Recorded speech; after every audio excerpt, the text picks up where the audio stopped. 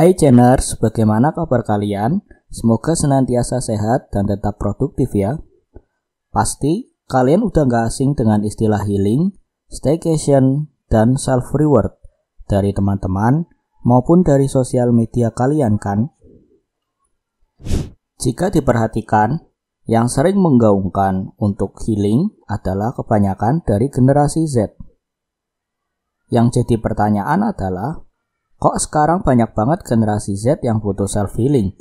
Apa benar generasi Z itu generasi yang manja?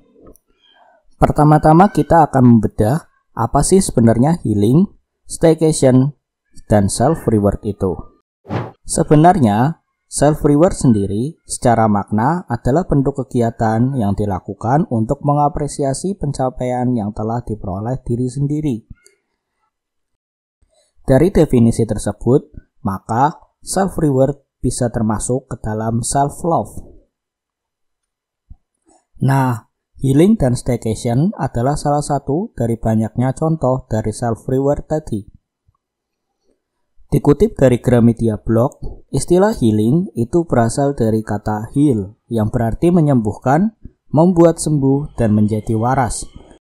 Maka dari itu, healing dalam pembahasan ini berarti suatu proses yang berupaya untuk meringankan dan memulihkan beban mental dari seorang individu. Proses pemulihan beban mental tersebut biasanya akan berupa penanaman perspektif yang positif dan realistis terhadap diri sendiri. Meskipun dalam terjemahan istilahnya healing ini berarti proses penyembuhan, padahal sebenarnya belum tentu begitu. Healing justru disebut sebagai pemulihan saja, tidak benar-benar menyembuhkan. Hal tersebut disebabkan karena luka batin dan pengalaman traumatis yang dialami seseorang itu tidak bisa benar-benar sembuh 100%. Namun, setidaknya perlahan kita dapat memaafkan, sehingga ketika ingatan kita tiba-tiba mengingat hal-hal terpuruk tersebut, diri kita akan langsung menerimanya. Tapi sekarang, istilah healing tak hanya digunakan untuk menggambarkan proses menyembuhkan dari suatu trauma. Sekarang, konteksnya sudah luas. Entah itu butuh self-healing karena capek, atau karena berada di toxic relationship, atau karena burnout di pekerjaan, atau butuh healing di berbagai bidang kehidupan lainnya. Profesor Renal Karsali, salah seorang guru besar UI, dalam salah satu bukunya yang berjudul Strawberry Generation, mengatakan generasi Z adalah generasi yang paling kreatif, tetapi di saat yang bersamaan juga sebagai generasi yang mudah menyerah dan gampang sakit hati. Kenapa? Karena alasannya adalah kondisi perekonomian sekarang adalah jauh lebih sejahtera daripada sebelumnya. Dampaknya adalah orang tua sekarang cenderung memberi apapun kepada anaknya dan muncul juga kebiasaan overprotective dan oversharing. Semuanya diberi dan banyak juga hal yang memang diproteksi oleh orang tua yang tidak dialami oleh anak-anaknya, yang bisa jadi membuat anak-anak sekarang lebih cenderung dalam tanda kutip manja, dan mungkin ingin segala sesuatunya menjadi instan. Selain karena kondisi ekonomi yang lebih sejahtera, dari orang tua juga punya ekspektasi yang lebih tinggi, dan orang tua berharap ekspektasi tersebut bisa dicapai. Kalau tidak, ada beberapa orang tua yang cenderung menyalahkan anaknya. Nah, ini yang katanya membuat anak menjadi bebannya berat, jadi takut gagal dan mudah cemas ketika mereka berhadapan sama hal yang gak pasti.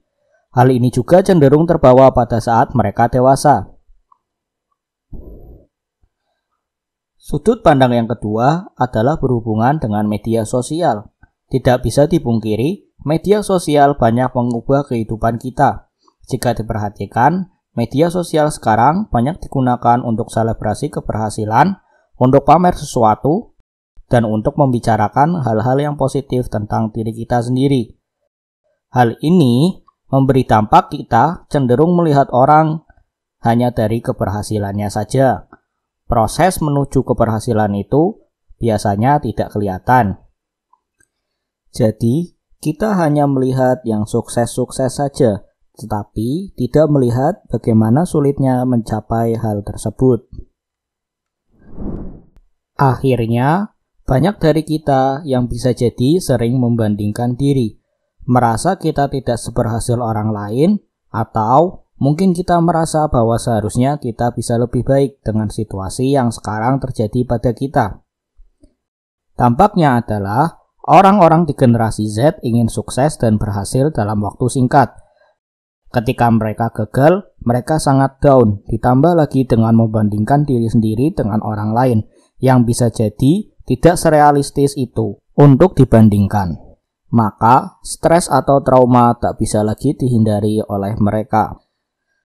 Generasi Z terpapar sosial media dari kecil, di mana dalam transisi masa kecil sampai remaja, pengakuan orang lain dan pencarian identitas itu penting sekali.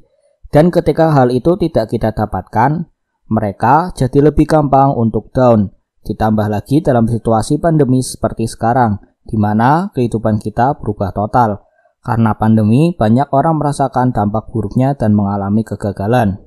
Alasan yang ketiga adalah adanya pandangan yang mengatakan bahwa situasi yang terjadi sekarang tidak banyak berbeda dengan dahulu, alias sama saja. Bedanya adalah orang sekarang lebih humanis, memandang manusia lebih baik dari dahulu dan lebih melek tentang kesehatan mental. Jadi ketika ada gejala yang dulu dianggapnya sepele, karena sekarang sudah lebih peduli, jadi kita banyak mencari tahu, meskipun dampaknya mungkin sekarang banyak self-diagnosis. Atau mungkin mereka merasa butuh penyelesaian yang dalam bahasa psikologi butuh yang namanya stress coping atau healing menurut versi generasi Z. Cara untuk menghadapi stres nggak cuma healing saja, dan tentunya yang namanya stres solusinya tentu ada banyak. Nggak semua stres juga bisa kita handle tanpa healing. Healing hanya salah satu jenis penanganan masalah, dan ini tidak cocok untuk semua jenis stres. Generasi Z memang lebih melek tentang kesehatan mental, tetapi tidak bisa dipungkiri pemahaman bagaimana cara menjaga kesehatan mental kita, atau bagaimana cara menghadapi stres itu sangat jarang dibahas. Ada beberapa tips yang bisa kalian lakukan. Kita semua ada di generasi sekarang. Yang pertama, pahami bahwa setiap masalah itu bisa dikompleksikan berbeda-beda pada tiap orang. Kedua, solusi setiap masalah juga berbeda dan tidak apa-apa untuk healing sesekali. Yang ketiga, fokus pada hal yang bisa dikontrol dibandingkan dengan menyalahkan keadaan, lingkungan, teman, orang tua. Coba kalian lebih fokus ke diri sendiri. Yang keempat, atau yang terakhir adalah ketahuilah tanda-tanda ketika kalian butuh bantuan orang lain. Jangan semuanya dipendam pada diri kalian sendiri.